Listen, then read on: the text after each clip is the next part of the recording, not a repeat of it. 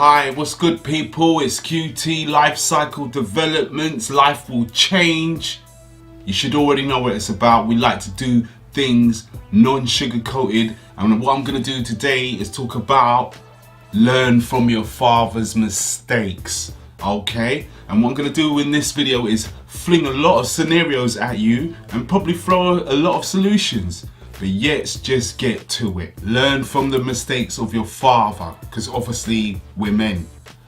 Learn from them, whether you were raised nice, you were dragged up, it doesn't really matter. Learn from it. The main key to it is do not repeat history. Even though you may be prone, genetics, whatever you want to call it, mind state, you were raised, you were nurtured, it's almost like you didn't have a choice but to be like that way. Change, my friend. Do not repeat the same mistakes. This will happen to you throughout your life, where you may feel that you're doing it or it seems natural. Somehow you're just drawn to that situation. Draw yourself out.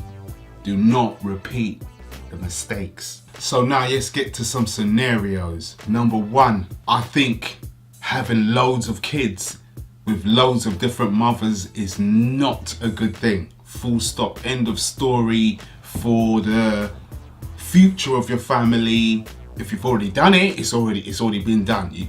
It's already been did. You need to do the right things. Still have a oneness and one plan to grow a big family in one love and one unity. You've got to do that, whether you've got multiple mothers or it's just one. But I would say, if you could, or if you haven't got kids at this point, make it your mission not to repeat the same mistake, because you are a living product of, you would say, that mistake. And even if the scenario was quite good, or it was good, it was all right, it wasn't too bad, just be honest, this wasn't the ideal situation. So don't repeat it. Don't just fall into it by accident. That's not that. You don't want to fall into anything by accident. You want to have a plan, a structure of how you would like it to be. No one said it's going to be exact, but you must have a plan of how you would have liked it to be, or if it went wrong, how you're going to get it right.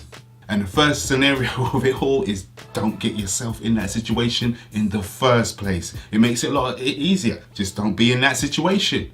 Don't repeat the mistakes of your father. Show more love. Show more love to your kids. Show genuine love. Show them that you're there for them, that you will nurture them, that you'll be there for them at all times. You're there for them mentally, physically. You just give them security. They know that you got their back. That is very important. Don't make the mistakes of your father or your parents. Make sure your kids always know you've got them. You've got their back. Good, bad, ugly, or indifference, you've got their back. You're for them. You're about them. They know that you're there for them.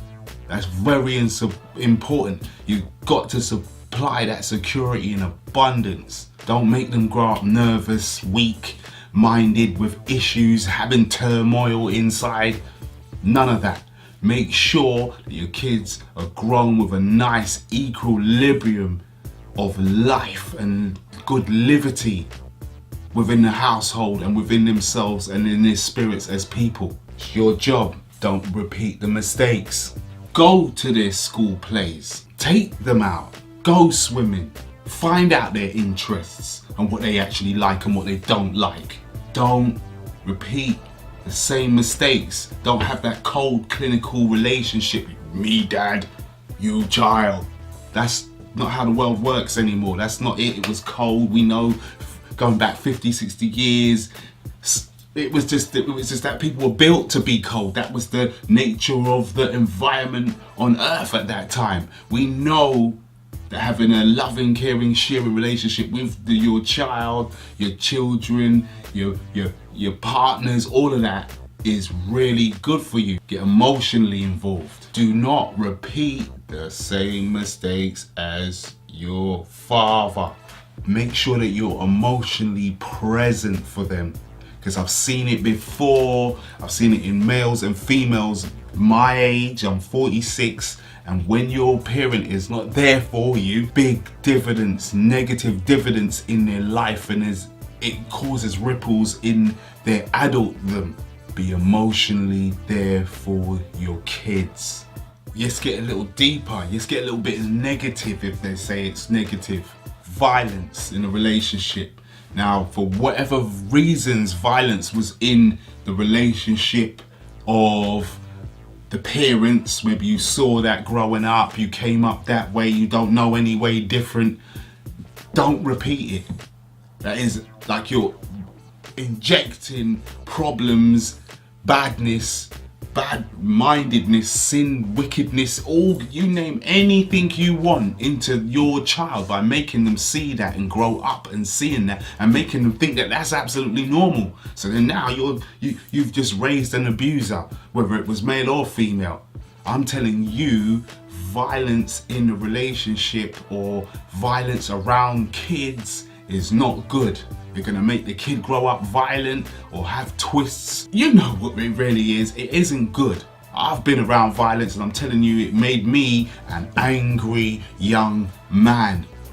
And it's taken like 30 years to get rid of it. Longer than that. I'm telling you, it is a poison that you will put into your child, and once it's there, and it's been there for a long time, it's hard to get it out. Look at me, I'm telling you, it's hard to get it out. I'm a man, I was a child. I'm telling you, do not inject it or do not have it around your kids, do not do it.